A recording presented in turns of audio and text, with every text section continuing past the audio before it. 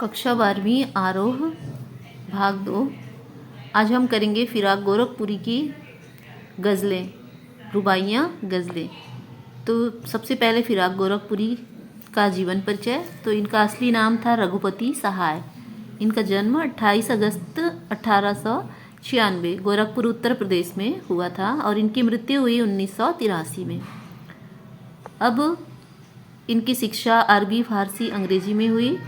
1917 में deputy collector के पद पर भी आसीन हुए, लेकिन स्वराज आंदोलन के लिए अपने पद का 1918 में इन्होंने 1 साल भर बाद ही त्याग दे दिया और 1920 में स्वाधीनता आंदोलन में भाग लेने के कारण 1.5 साल तक ये जेल में रहे।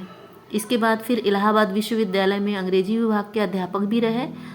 अब इन्हें कौन कौन सा सम्मान मिला?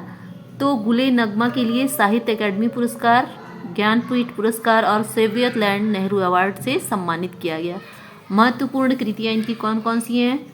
गुले नगमा, बज़्म ज़िंदगी, रंगे शायरी, उर्दू, गज़ल गोई। अब जैसा कि इन्होंने उर्दू, अरबी, फारसी, अंग्रेजी सभी में इन्होंने शिक्षा प्राप्त की, इन्हें ज्ञान था इसका। तो इनकी शायरी जो है, शायरी अक्सर दर्द का प्रतीक होता है। दर्द या अपनी बातों को सीधे सीधे न कह के अपने जो नज़्म है इनके ज़रिए लोगों के तक पहुंचाया जाता है।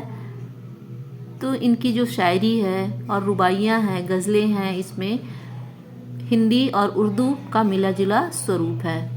तो अब हम शुरू करते हैं। पहले हम रुबाइयाँ करेंगे। तो रुबाइयाँ होती क्या है? तो एक छंद या लेखन शैली है उर्दू और फारसी का, जिसमें 4 लाइन, देखो सभी रुबाइयों में 4-4 लाइन किए हैं। तो इसमें 4 लाइन होती है और पहली और दूसरी और चौथी पंक्ति में तुक होता है, मिलाया जाता है तुक, और तीसरी में स्वच्छंद होती है। तीसरी जो होती है, तीसरी लाइन ये स्वच्छंद होती है। और ये जो 3 होती है, पहली, दूसरी और चौथी, इसमें तुक मिलाया जाता है।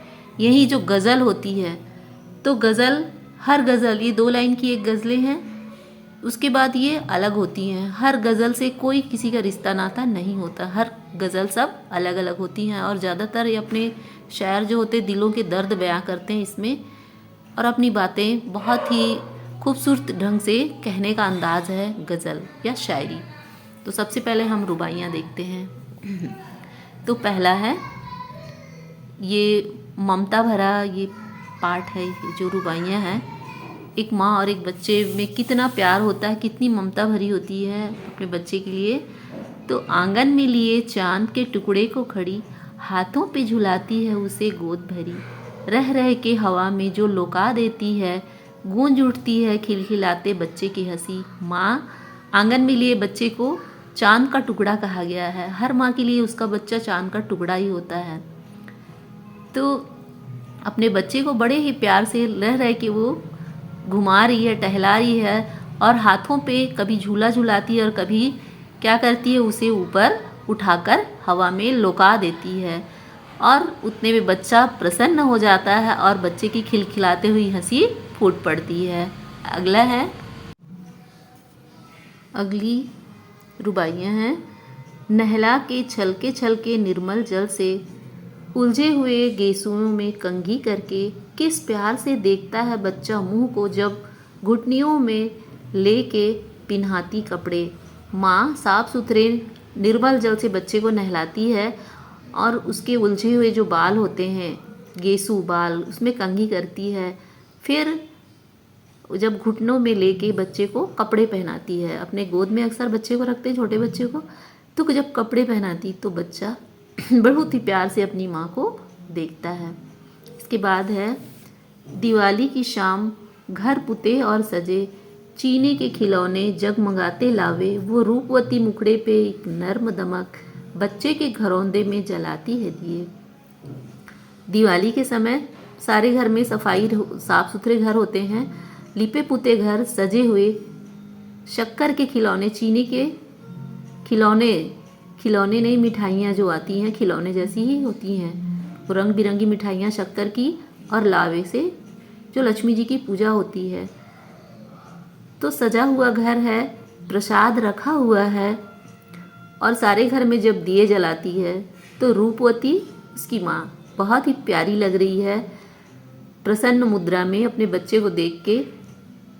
तो मुस्कुराती हुई वो क्या करती है, सब जगह जब दिए जलाती है, अरे जो छोटा सा घर होता है उसे घरौंदा कहते हैं, उस घर में भी छोटे से एक दिए को जला देती है।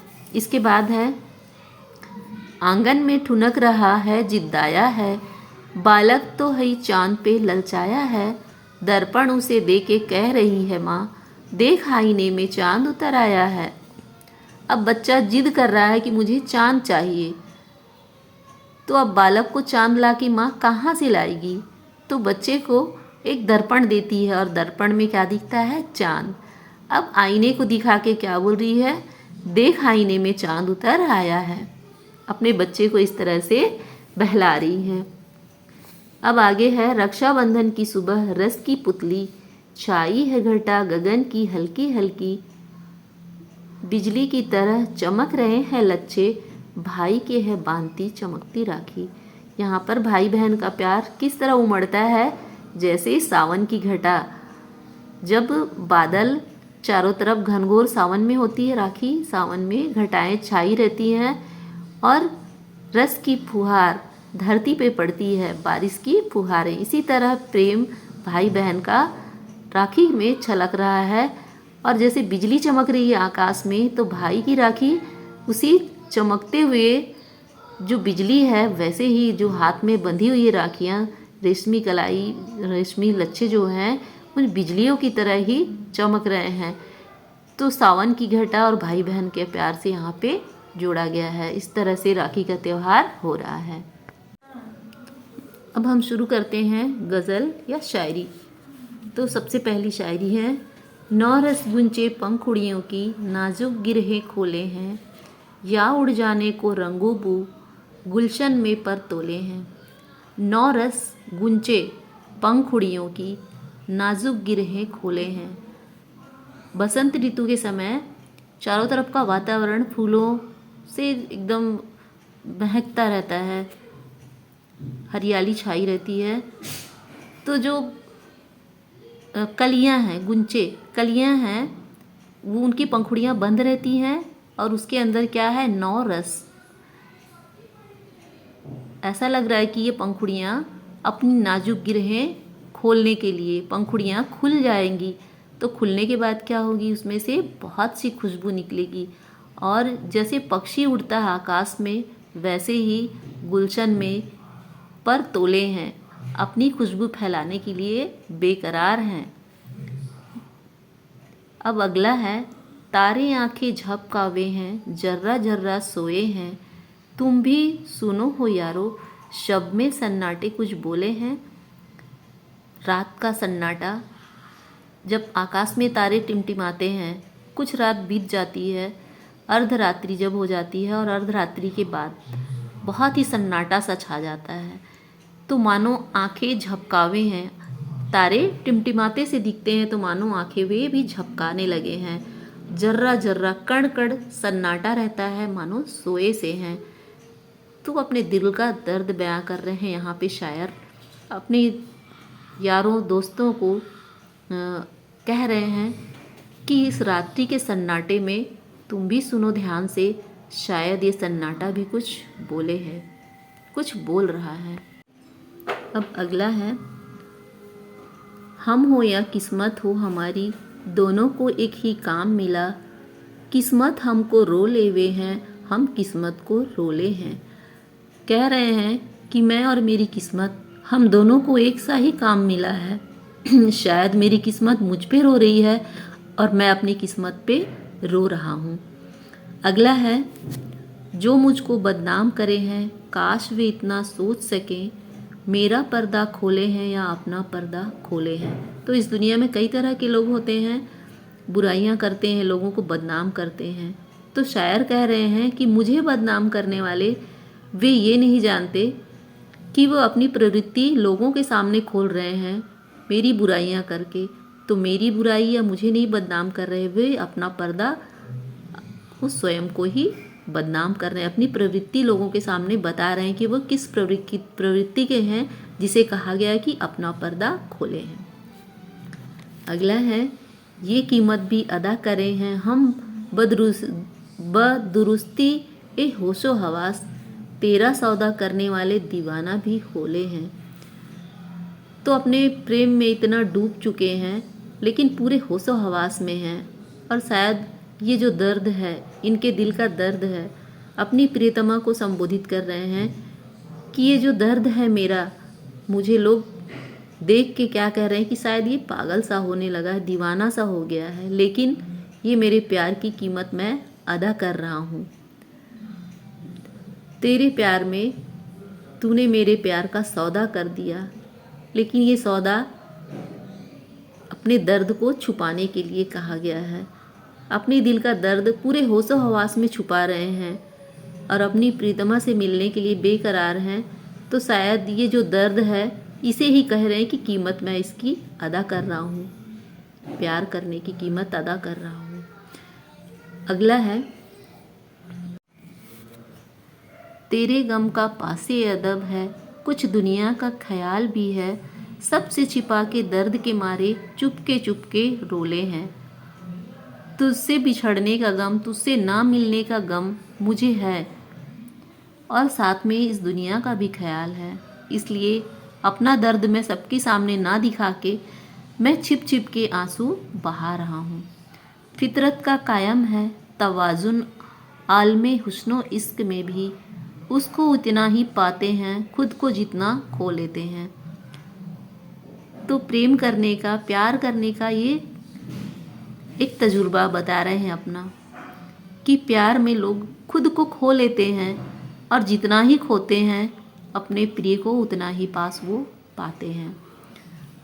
आबो ताब अशार न पूछो, तुम भी आंखें रखो हो, ये जगमग बैतों की दमक है या हम मोती रोले हैं। तो ये बता रहे हैं अपनी प्रीतमा को या और लोगों को कि तुम समझदार हो, तुम्हारे पास भी आंखें हैं, ये मेरे दिल का दर्द है, जो मेरी शायरी है ये मेरे दिल का दर्द है।